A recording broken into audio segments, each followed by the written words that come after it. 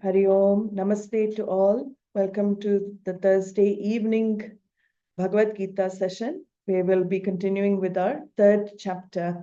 Before that, let us start with our opening prayers, first and final verses of Gita Dhyanam. Hari Om Sahana Bhavatu Sahano Bhunaktu Sahaviryam Karavavahe Tejasvinavaditamastu ma vidvishavahe. Om Shanti Shanti Shanti. Gurur Brahma Gurur Vishnu Gurur Devo Maheshwara Guru Sakshat Param Brahma Tasmai Shri Gurave Namaha. Dayakaram Dayakaram Dantam Dharma Pravartakam Pranamami Dayanandam Madacharya Param. Om Gam Ganapataye Namaha. Om Gam Ganapataye Namaha. Om Gam Ganapataye Namaha. Om Parthaya Pratibodhitam Bhagavata Narayanena Swayam Vyasena Kratitam Purana Munina Madhye Mahabharatam Advaitamrtavashinim Bhagavatim Ashtadashadhyayinim Ambatvamanusandadami Bhagavad Gita Bhavatveshini. Yam Brahma Varunendra Rudra Marutaha Stunvanti Divyaistavaihi Vedai Sangapadakramopanishadehi Gayanti Yam Samaka Dhyanavastita Tatkatena Manasa Pashyanti Yam Yoginaha Yasyantam Navidussura Suraganaha Devaya Tasmai Namaha. Yasyantam Navidussura Suraganaha Devaya Tasmai Namaha.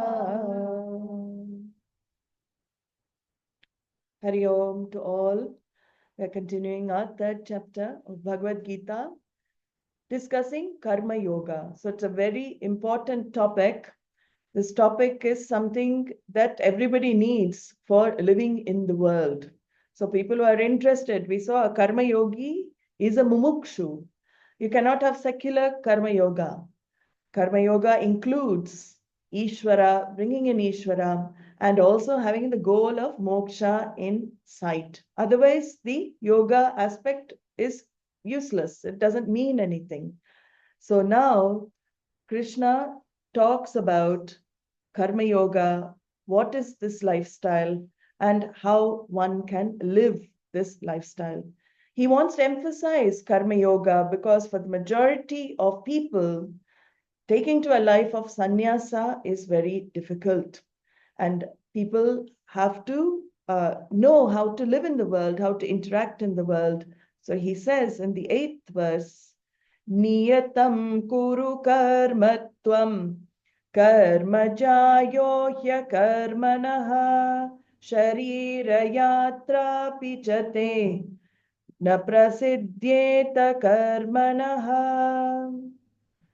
So Bhagavan has spoken of why one should do karma with a healthy attitude. Now he talks about karma yoga in more depth. So from this verse up to the 20th verse, Krishna is elaborating on the karma yoga topic. Any karma is not karma yoga. What karma is? He says here, niyatam kuru karmatvam. Niyatam karma is karma yoga. So he's very specific here. What is this niyatam karma?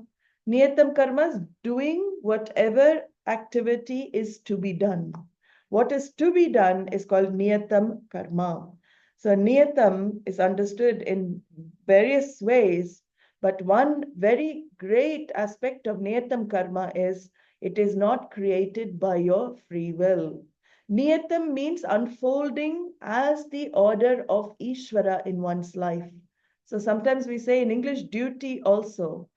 In the interpretation of this word in the Shastra, niyatam can also mean that karma or those karmas enjoined by the Shastra. But one thing is very clear, these karmas that Krishna is asking mumukshus, karma yogis to pursue will always be in line with dharma. So whatever situation we have in life, we saw is the given universal order, and that situation itself should dictate what is to be done. So when I do my activities in harmony with what is to be done, I am in harmony with Ishvara. And what is this attitude? This attitude is one of arpanam. I offer all the activities, however, even if it is unpleasant, if it is to be done, unpleasant generally we judge by it not matching what I like to do. I like to do may not be what I need to do or what is necessary to do. Maybe there's a whole pile of dishes in the sink and it's getting late. I'm so tired. I had a dinner party. My friends have come, but they've left and this whole pile of dishes is there. To be done is what? The dishes is to be done. But what is the like? Oh, I want to go to bed. I'll do it tomorrow. I leave it for the next day. But this is the, when we understand even in the smallest of activities, even if it is against my like, I always do what is to be done in life. So niyatam means taking to a sattvic lifestyle. All my activities will be in accordance with dharma, and this is for the purification of antavkarana. So my goal is very clear. I am heading for moksha, but for moksha, the understanding of moksha to settle, I need a pure mind. I need a pure intellect. So these karmas that usually are done are contributive karmas. I don't run away from contributive karmas, and chitta shuddhi is my main target. Like, mother roles. We have so many roles in life.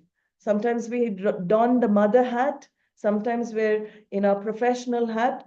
Mother role is what? Job description for mother. Do we need anybody to come and give us a manual? No, we know taking care of the child, nurturing the child. In fact, if you look up, I just out of curiosity, just did a search and I asked ChatGPT, what is the role of mother?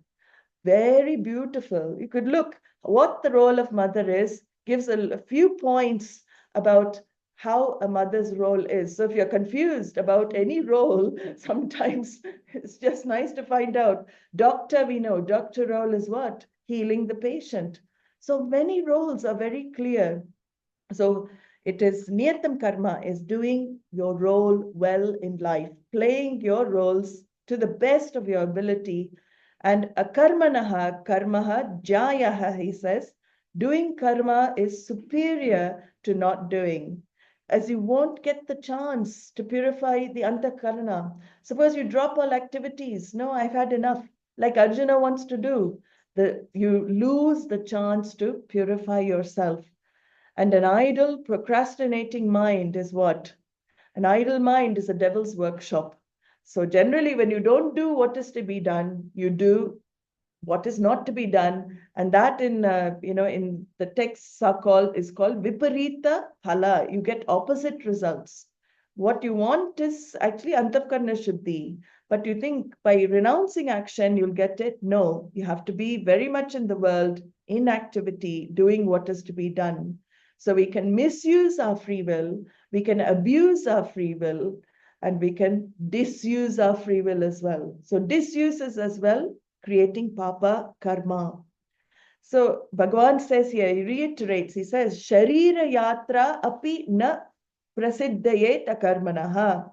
If you are inactive, even taking care of your Sharira Yatra, your physical, day-to-day, daily to be done ablutions, brushing your teeth, even that is not going to be possible if you don't take to action. So for living, you have to do some kind of activity. Otherwise, you won't even accomplish the basic minimum for living your life. Eating, sleeping, going to the bathroom, anything to sustain yourself. So Bhagavan is saying here, get into this active lifestyle. Don't be lazy. Even if you feel it is all karma paladata, I'm not responsible for the results. That's why he's reiterating this, because he doesn't want us to get into a fatalistic attitude. So the question may come, I've learned now karma binds. So I don't want to do karma. Karma binds and karma brings another birth. I say something, somebody gets hurt. This is called karma, vachikam karma. I say something, somebody gets upset. Then what do? Then it's better not to talk. That thought could come. I avoid vachikam karma. Or I'm put in charge of managing a project at the office. It doesn't go well. The boss and the whole team are very unhappy with me. I become very depressed. Binding karma. Any kind of reaction, negative reaction is called binding, because your happiness is dependent on the situation. Your state of mind, your peace of mind is dependent on external situation. So binding nature of karma is due only to the attachment to the results. But Bhagavan says here, you cannot escape acting in the world. Things may not go your way. But the whole idea of karma yoga is what? Change that attitude, that reactiveness. From binding, it can become unbinding karma. So niyatam karma can become unbinding because you leave the results in Ishvara's hands. You say, you manifest what is good for me at a certain place, certain time, certain situation. Karma paladata, you know what is best for me. So karma yoga in this way, with the ego's renunciation of itself, actually, of bowing before a greater order, what happens? The hold of your binding likes and dislikes start dissolving. That's what the whole teaching of Gita is. Dissolving and diluting the binding likes and dislikes. So now your activities in life become a sadhana, a means for spiritual success. So in the next few verses, karma, Bhagavan talks about karma being done in a specific way, which is referred to as yajna. Yajna literally means a sacrifice or an offering. So it is a kind of sacrifice, right? How to make the karma non-binding? This is how Krishna advises. He says, Yajnatat karmanon yatra lokoyam karma bandanaha tadartham karma kaunteya mukta sangas samachara. So not actions are binding. You choose to do those actions. The non-binding actions, you choose to do them and they become yajna. Yajnatat karmanaha anyatra. So the word yajna here, Shankaracharya in his commentary also says, yajno vai Vishnuhu. This yajna is the Lord. So yajna in this has different meanings. Sanskrit words have different meanings. Here, yajna, he's saying, is an offering, is to the Lord. The Lord is yajna. Sacrifice your likes and dislikes into the fire of to be done actions. This is what the verse says. All your likes and dislikes, sacrifice in that yajna. To be done is Ishvara. So Bhagavan is saying, Ishvarartham karma kuru, for the sake of Ishvara, for pleasing Ishvara, whatever you like in your mind, you do your activities. So does that mean, another doubt can come, does that mean only japa, puja, prayers? Are they the actions only? Because in temple, we only do chanting, puja, and prayers. Are these the only activities that Ishvara likes? What else pleases Ishvara? So he says in the 18th chapter, very important verse, the end of that verse, he says, Swakarmanatam abhyarcha siddhim vindati manavaha. So this Swakarmana tamabhyarcha. What does Ishvara like? Person doing their own duties, playing your role well in life, doing what is to be done is worshipping Ishvara. This is very beautiful to know, because then the puja is not really, it is not just confined to a temple or an altar. Your whole life becomes an offering, worship of Ishvara, the one. He says the whole world is in the form of the divine. So in a very, in the bhakti verses of 7th chapter to 12th chapter, in the 9th chapter, in a very, beautiful verse to explain this verse, he says in the 27th verse of 9th chapter, Yat karoshi yadashnasi, yat juhoshi dadasi yat tapasyasi kaunteya, tat kurushva madarpanam. So how do I do activities? He says, whatever you eat, whatever you do, whatever you offer, whatever you do as an oblation to the fire, if you're doing a fire ritual, whatever you give as a gift. So he's talking about, life as a fire ritual, a sacrifice, whatever austerities you perform, tapas, whatever tapas you perform, O Arjuna, son of Kunti, do them as an offering unto me. So basically, all activities are included in this verse. Everything that you do becomes an offering to Bhagavan. And karma yoga, when I grow in this life of karma yoga, how does my mind change? I become a grateful personality in life. I have this attitude of gratitude when I wake up in the morning, not an attitude of lack, not Bhagavan, why haven't you given me this? Why didn't you give me this? Bhagavan, you have given me so much. When I wake up in the morning, this attitude of gratitude comes into my life. And this attitude is called bhakti. That is devotion. Not simply doing puja and prayers all the time. That is also devotion. That is a wonderful way of expressing your emotions to the divine. But the real puja is your whole life. And that gratitude for what we have as blessing. Just the air going in and out is a blessing. All the different orders taking place in the body is a blessing. So bhakti is an appreciation of Ishvara. Adhishtan, and he talks now about how, you visualize how Vedas visualize this whole world and how you can relate to the total as an individual. So all karmas become yoga when keeping Ishvara in view. So karma offering as an offering to Ishvara does not bind you. Karma done for the sake of desire alone binds. Karma offering to Ishvara never can bind you. Karma is also role playing, because you play a role. This is expected of me. I'm playing the role. I play my role well, following the script. So know what hat to put on at what time in life. Yajnartham karma, Krishna says, do your karma. Niyatam karma, whole life is your puja. Whole altar is the world. And even the smallest of actions you become aware of. Because you understand, when you're offering these actions to Ishvara, will you offer wrong activities? Will you offer wrong, anything negative to this puja? No, you will offer only the best of yourself. So when you're doing it, your focus is not on the results. Focus is on Ishvara, who is the means, right? He is the means, the sadhana to achieve. So it's very beautiful to see that your whole life becomes in accordance with dharma.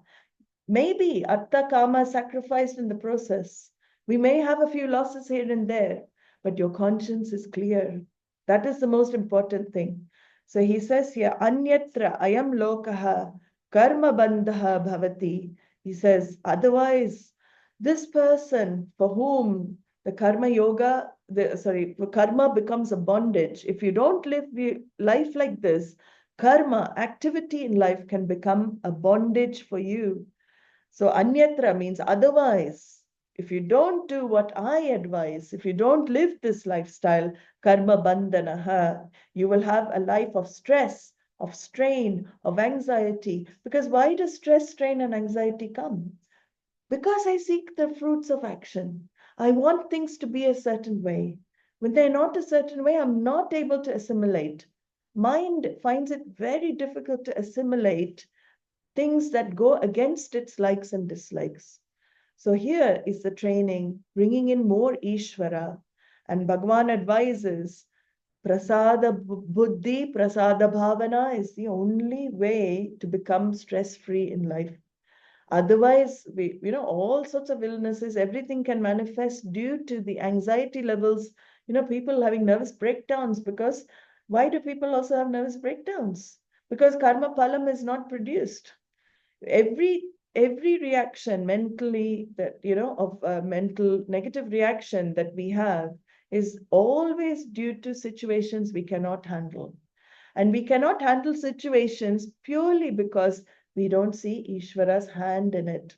We don't see that there is something good in this that is happening. Seeing Ishvara's hand means trusting that this is the best for me, for my future. That is seeing Ishvara's hand. So Prasada Buddhi, Bhagavan says, very important, Tadartam karma kuru samachara. Do all your actions as worship of me. Don't do it to seek external validation. That may come. You may get the promotions. You may get the awards. You may get people congratulating you. But your focus is not that. Who is the focus? Me, Ishvara. So put aside your likes and dislikes. Mukta Sangha Samachara means don't keep your eye on the phalam all the time. Mukta Sangaha means actually free from attachment. Person, we know Muktaha, generally we say person who has moksha. This is the first level of moksha, freedom. Mukta Sangaha, freedom from the outcome, not jumping into the future. This is another thing to note. When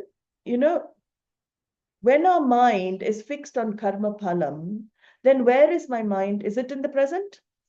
It is not in the present at all. It has already gone to future because you've got a certain view of how things should happen.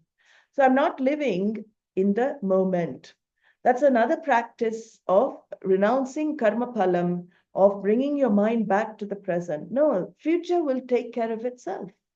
Whatever is going to happen, like Doris Day says, Ke sara, sara. Whatever will be, will be. Very nice song for Karma Palam song, I call it. Yeah. Whatever will be, will be. It will. We can't do anything about it. So why to worry about the future? What is going to happen? So that's a very important way of understanding Mukta Sangaha, renunciation of Phalam. Don't bother about what is going to come. For this reason also, you should do karma. Bhagavan continues now. For another reason, you should do karma. He says, Saha yajna praja srishtva purovacha prajapatihi anena prasavishyadvam eshavostvishta kamadukha. He continues now with this offering of gratitude to everything. So now he brings in this concept of devatas. So very nice, actually. I call these, the Vedic ecological verses that are coming up, Vedic ecology. Praja Srishtva Sahayajnaha means Sahayajnaha, Brahmaji, who is the form of Ishvara as the creator, is given a name. Lord also takes on roles, Ishvara. What roles he takes on? He has three major roles: creator, sustainer, dissolver. So while we take on our roles, he is doing his karma in these three levels. So he is here visualized as the creator. He is known as Brahmaji, right? Brahma, that Ji is added to distinguish from Brahman, because often people get confused. Brahmaji, Brahman, no. Brahmaji is a costume of Ishvara. I like to say costume, a role of Ishvara as the creator. Brahman is pure consciousness, limitless consciousness. So there Ishvara with Maya Shakti is called, Brahman with Maya Shakti is known as Ishvara. So here, Praja Srishtva Saha Yajnaha means Brahmaji, the creator, created all the yajnas with the jivas, created everybody along with the yajnas. Who are these everybody? Prajaha. Prajaha literally means progeny. Progeny probably comes from the Sanskrit prajaha actually. All living things, this Brahmaji, Lord as creator, made along with the yajnas. So there are various ways of seeing what this yajnas, yajnas are. So one way of traditionally seeing is that samskara karmas. So this is very culturally specific. Samskara karmas come along with the creation. What are these? These in Hinduism are rites of passage. So you have many rites, usually 40 in total, I think we have samskaras, but 16 major samskaras between the birth of an individual and the death of an individual. What are these? These are like the sacred thread, Upanayanam. We have even pre-birth samskaras actually, Garbha, that Garbhadanam and Seemantam and all of these. Yeah. So we have these certain samskaras. And one way of looking at these yajnas, marriage is a samskara. This death rituals also samskaras. And there are 16 major ones, but 40, I think, in total, that every practitioner of Sanatana Dharma actually follows in their life. And doing these properly gives antakarana shuddhi, eventually leading to moksha because of jnana prapti, or the gain of knowledge. Again, all of this, doing these are for preparation for the ultimate, which is jnana prapti. The second way of seeing these yajnas are the Pancha Mahayajnas. So this is also a very beautiful concept which has come in our Shastra, which are the 5, I call them the 5 great contributions. So every jiva, mainly the grihasthas, people who are in householder lifestyle, who have the capacity to do that, they practice what is called Panchamaha Yajnas. They're asked to. So we have Bhuta Yajna, which we're going to see in the next few verses, which is for the environment, for the animals. So contributing something, doing something, providing shelter for strays, anything like that, planting trees, some kind of contributive activity on a regular basis should be done karma. Then you have Deva Yajna, which is propitiating the gods of the nature, acknowledging with gratitude all these various different presiding deities of nature, which we're going to again see, that is also a form of Panchamaha Yajna. And praying and worshipping Deva Yajnas also included that. Brahma Yajna or Rishi Yajna, which is acknowledging the contribution of all the rishis, all these texts. Studying Gita, studying Upanishad is a form of Brahma Yajna. So daily, take up a verse, take up a shloka. If you don't have much time, the very parayanam of it is a form of contribution actually, because you are giving gratitude for what has come down, flowed down. Brahma Yajna. Then you have Manushya Yajna. Manushya Yajna is, of course, what most people know of as contribution, which is helping your fellow man, providing orphanages, hospitals, doing some good deeds, feeding the homeless. All of this is Manushya Yajna. People are doing that all over the world under all different organizations as well. So Manushya Yajna is being done on a grand scale, but other yajnas are equally important here in the Vedic lifestyle. Manushya Yajna, the last yajna contribution is Pitru Yajna. So Pitru, I think we're in Pitru Paksha now. So Pitru Yajna is acknowledging also your ancestors, your ancestral lineage. Yes, they may have gone long time ago, But have they not contributed their DNA to you right now? We are sitting here because we are all part of some lineage, right? It has come to us. So Pitri Yajna is a gratitude to your grandfathers, great-grandfathers, grandmothers, great-grandmothers, all the people in the past who are no longer with us, who have helped us, made us who we are and instilled the values and the samskaras in us which comes. So Panchamaha Yajnas is another way of seeing this yajnas. And nature follows yajna also. So the third way is seeing nature as yajna as well. Animals, birds, plants, insects, if you look, they're all programmed. They don't have free will. They just do what is to be done. They don't violate any order. They don't violate any rules. Very beautifully, you see all of the natural beings living out their life. If you look at the order of migration, amazing. There is a bird, I think it's called Arctic tern. It flies 55,000 miles round in a zigzag pattern from the North Pole to the South Pole and returns, So I think it comes for summer to the south and it goes up to the north for winter. But amazing, it finds its route. How? Does it have a sat-nav? Inbuilt. No satellite navigation, nothing. It is pure knowledge. It does what is to be done. There's no complaints. You don't see one Arctic tern sitting, oh, I don't feel like flying south this year. Let me stay here. Well, go east. Let me go east. No, nature, in all of nature, you see that.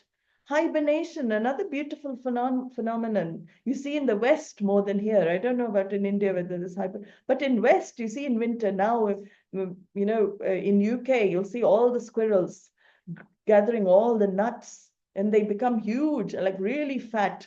Half of them they can't move and they dig themselves into little, holes and they will sleep for 3 months. Beautiful hibernation because they know winter is coming. And they've buried all the, for their own security. Squirrel is not different from us. He also buries things like we keep things in accounts. Squirrel has his nut account all over the place. So this is another, a beautiful phenomenon in nature because the whole nature is a yajna. Whole Jagat is yajna, intelligently put together. That intelligence is Ishvara for us. Water cycle, another amazing thing. We don't even know where it begins, where it ends. We have evaporation and transpiration, condensation, and then collection. These four, if you remember your whole geography classes, it comes up, or whichever class, science classes. But this water cycle, nitrogen cycle, carbon cycle, photosynthesis, as we are speaking and in this room right now, these orders are taking place externally. Beautiful. This is called yajna. This is one huge yajna that's happening all the time. But only the human being has a free will to choose his participation in the yajna. Generally, we don't participate in a very intelligent way. Whole of nature is participating in the yajna intelligently. But by not doing what is to be done, I'm not participating to this grand worship of the one, of Ishvara. So that is what Bhagavan says. Do your duty well, because you are like participating in this yajna. Siddhim vindati. Success. Siddhim means success. And what is success defined by, in the Lord? By the Lord. What is success defined as? It is defined as doing your duty, playing your roles well. Success is not defined by having a huge bank account or having a nice car, having a good relationship, which all societies define success by. Vedic success is what? Doing what is to be done, playing your role in this yajna. Swami Dayananda beautifully said, the secret of happiness is not in doing what one likes to do, but in liking what one has to do. Liking what one has to do. When you start liking it, you're in harmony with Bhagavan. So he says in this verse, Purovacha Prajapatihi. Prajapati is another name for Brahmaji. This was taught by Brahmaji. Of course, Krishna and Brahma are one and the same in the beginning. Purovacha, it's already been taught. Anena prasavishyadvam, which means this life of yajna, this life of karma yoga, because Bhagavan is in the form of order, and prasavishyadvam, if you take to it, he says, may you all prosper. So in this verse, it is a verse of blessing. Taking to this life of contribution, of yajna, because Ishvara is in the order of law, the law and order of karma and dharma. So being in harmony with Ishvara, you will prosper in all ways. Bhagavan says, may you earn the punya that accrues from living such a lifestyle. May you live in harmony and peace by following this lifestyle. Esha yajnaha vo tvishta kamaduk. So he says, this life, if you live the way I'm saying, with this blessing, he says, your life will become like a wish-fulfilling cow, kamaduk. That is, again, it is an allusion to one of our Purana stories, right? What is a kamaduk? So we have kamadenu, kamaduk, many words for Vashishta's cow. So there was this sage, for people who don't know the story. It's an interesting story. There was a sage, a great enlightened sage, Vashishta. Vashishta was the guru of the Dasharatha king, right? The Ramayana court. He was the advisor to the kings of that era, Vashishta. So he had this wish-fulfilling cow. What Bhagavan is saying is that may your life become like that as well. The Kamadenu that gives you that.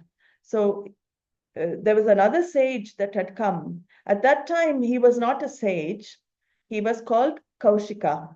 So Kaushika, later known as Vishwamitra, he had visited the Gurukulam or the ashram of the sage Vashishta, and he had brought a huge retinue of the king's men, all the king's men and all the king's horses. Everything had come, and they were very hungry. So they asked Vashishta, I mean, these ashrams are very small generally in the forest. They asked Vashishta, please, can you feed us all? So within 5 minutes, there was this huge meal, huge feast. In 5 minutes, everything was served to them. So this, I will call him Vishwamitra because that is his name, although he was king at this time. Vishwamitra, what did he do? He got so, shocked. How in 5 minutes, this huge feast and my whole armies, everything is fed. So we asked Vashishta how he managed. Vashishta said, I have this cow, Kamadenu. The wonderful thing about the cow is that whatever you wish, it just manifests. Whatever you want, she will just manifest. So what happened to Vishwamitra? Desire, kama. He's a great king. Anything he wants, he can have in his kingdom. Immediately he said to Vashishta, I want that cow. He wanted that cow. But Vashishta said, yes, I can give you that cow, but it will not yield anything for you. Why? Because he says, only a Brahma Rishi can manage that cow, Kamadenu. The cow of desires, and this is very symbolic, can only be managed by a Brahma Rishi. So it is very metaphoric, symbolic here. The real meaning of Brahma Rishi is one who has satisfied all the desires at once. So it doesn't matter what manifests, because a Brahma Rishi doesn't have, desires for himself. That's why the cow yields, because it is for the sake of others as well. So Vashishta had this, he was a Brahma Rishi. He had attained that status of Brahma Rishi, not easy to attain through a lot of austerities and tapas and knowledge and all of that. So here, what Vishwamitra did was, he aimed to become a Brahma Rishi. So Kamadenu actually stands also for knowledge. So when you gain that knowledge, all your desires are satisfied at once. Anything you want is manifest. So it's very symbolic here. Although Vishwamitra got very angry, he became also a Brahma Rishi. By the time he became Brahma Rishi, there was no desire left for the cow. That's the irony. By the time you try and fulfill, you go into this life to fulfill a desire, that desire itself vanishes. So Bhagavan, here he says, your life will become like that. All your desires, if you keep doing what is to be done, Bhagavan will satisfy all your needs. He will fulfill all your desires. You don't need to worry about anything. So now Bhagavan begins this idea of the attitude of gratitude for everything in life.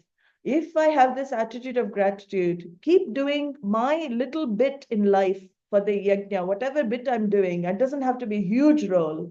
Even a small little contribution, if it is to be done, I keep doing, and I become successful in my life. Suppose, I always think in symphony orchestra, I don't know whether you've seen in the West, there are these beautiful symphony orchestras. So you have different sections. You have the violin section, you have the percussion section, different sections.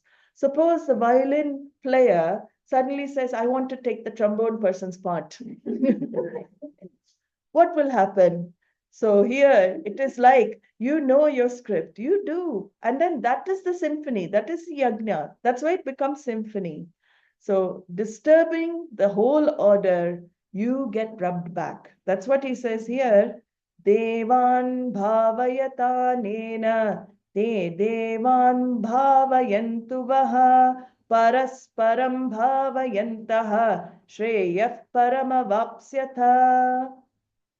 These are the Vedic ecology verses. Now, I said they're coming, and they're talking about this Bhuta Yajna, also Deva Yajna, that we saw, this contribution in the form of being harmony with nature, with the environment, and also with acknowledging the power, the Devatas, the forces of nature, you can call that. So in this way, I'm always related to the total. This is the beautiful thing about Vedic lifestyle. We're never separate individual, just swimming on our own in this ocean. We are always related as wave. We're always related to the ocean. And this is where this beautiful concept comes, because from the standpoint, Ishvara seen from the standpoint of various functions in their nature, various functions in the universe, they're called functionaries. It is the one seen as, one intelligence seen in different functions. Those functions are the presiding deities of natural laws and natural forces. These presiding deities of natural laws and natural forces are called devatas. And this is a very, a very beautiful concept, because you can really see presiding deities of the natural forces and laws of nature also live in this physical body, because the same laws govern this body. So moon becomes Chandrama, not that disk moon you see. It is the power of the moon, power behind the moon. Chandra becomes presiding deity of what? Of the mind. See, even in English, we have lunatic, right? Even in English, they have recognized that lunar has an influence on the way I think. So this, I remember psychiatrists used to, in those days, they used to have these hospitals, they call them mental hospitals. But, people who are not mentally not well, it's nicer way to see it. On the full moon day, he used to notice there was an excessive exhibition of their mental illness. It used to become worse on full moon days, and he's actually noticed that. So on new moon, it's a bit quieter. So full moon, all the staff, everybody was ready for a big, blow up as well. So mind, something with the moon is connected with the mind. Maybe because of water content, we don't know. But, again, our Shastra has said this. So that becomes a presiding deity. Chandrama becomes a presiding deity. So if I have emotional problems with the mind, who do I pray to? Moon. But who is the manager of the moon? Who is able to control the moon? Who has the moon on his hair? Chandrasekharaha. So that's why we have Lord Shiva. If you have any problems with the moon, he wears the luminaries in his jata, he wears the luminaries in his hair. Pray to Shiva. chant a mantra for Lord Shiva, Om Namah Shivaya, Om Namah Shivaya, all, many, many things. So you go to the, specific, like it's not like penicillin. Penicillin is a broad spectrum drug, right?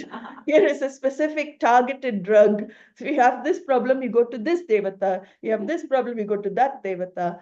So very beautifully, we have all of the devatas, same devatas that preside in the forces of nature, preside over me also.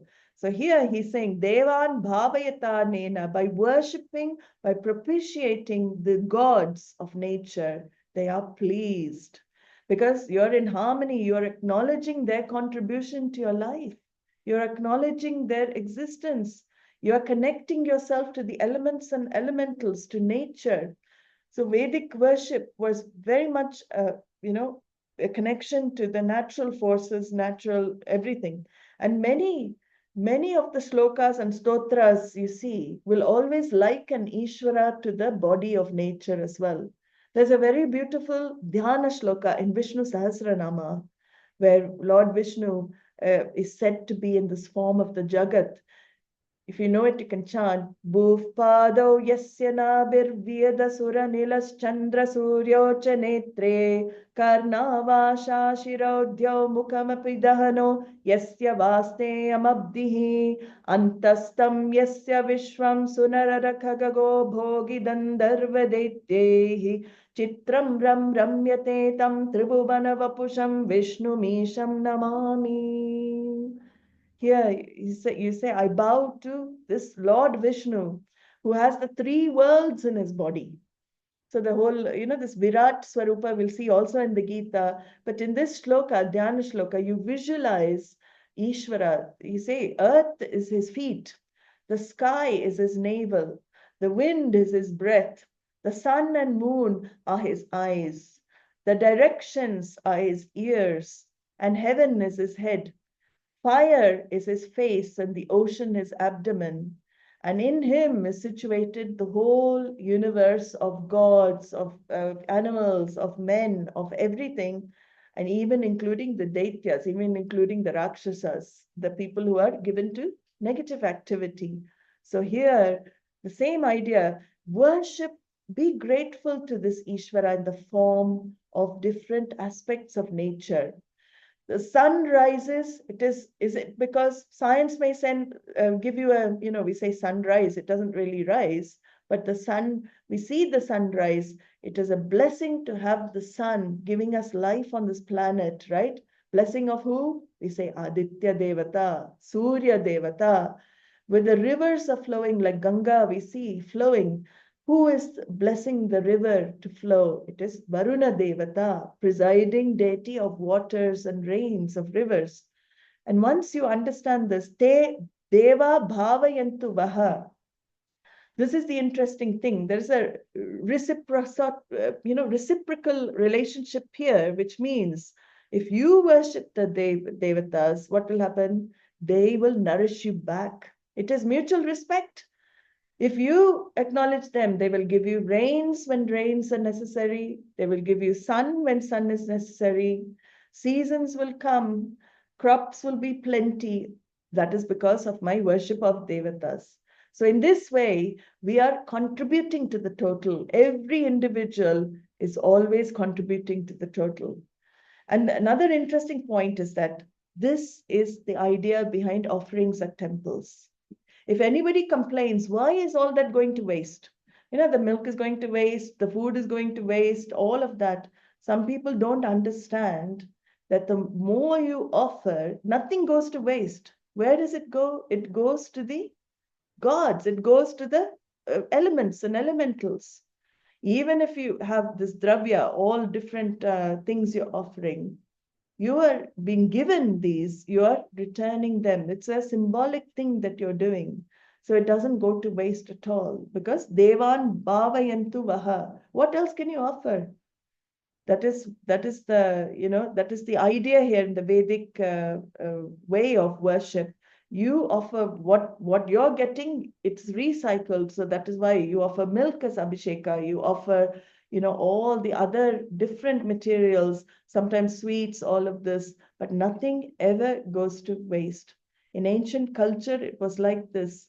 Even indigenous tribes in the Amazon or any other indigenous tribes, if you see, they will always offer the first chunk of meat, whatever animal they kill. First, they pray before they kill any kind of animal. Then they offer that first to the Great Spirit or whoever, the gods of their nature that they worship. Parasparam bhavayantaha. Bhagavan says, by mutually propitiating each other, the nature and nature also gives back to you. You live in harmony in life. You become peaceful in life. And param shreyaha avapsyata. May you live a full life living in this way. May you achieve param shreya avapsyata means achieve the purushartha, that moksha, ultimately, that shreyas. Through living this life, achieving chitta shuddhi, purity of mind, you will gain spiritual success. Param shreyaha avapsyata.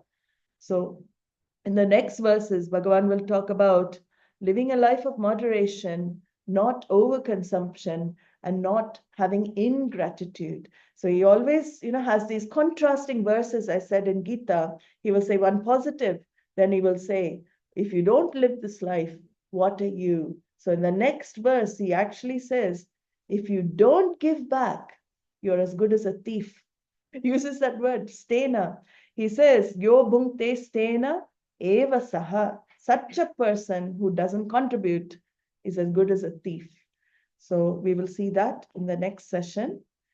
I will send the chanting for these verses today, and the ones I was not able to send the time before, but we will meet again on Saturday and Sunday for the live sessions.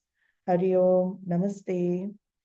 Om Sarve Bhavantu Sukinaha, Sarve Santu Niramayaha, Sarve Bhadrani Pashyantu, Ma Kaschid Dukkha Bhag Bhavet, Asato Ma Satgamaya, Tamaso Ma Jyotirgamaya, Mrityorma Amritam Gamaya. Om Purnamadah Purnamidam Purnat Purnamudachyate Purnasya Purnamadaya Purnamevavashishyate.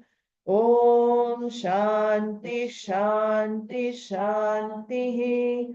Harihi Om Shri Gurubhyo Namaha. Harihi Om. Hari Om. Namaste to all. We will meet again very soon.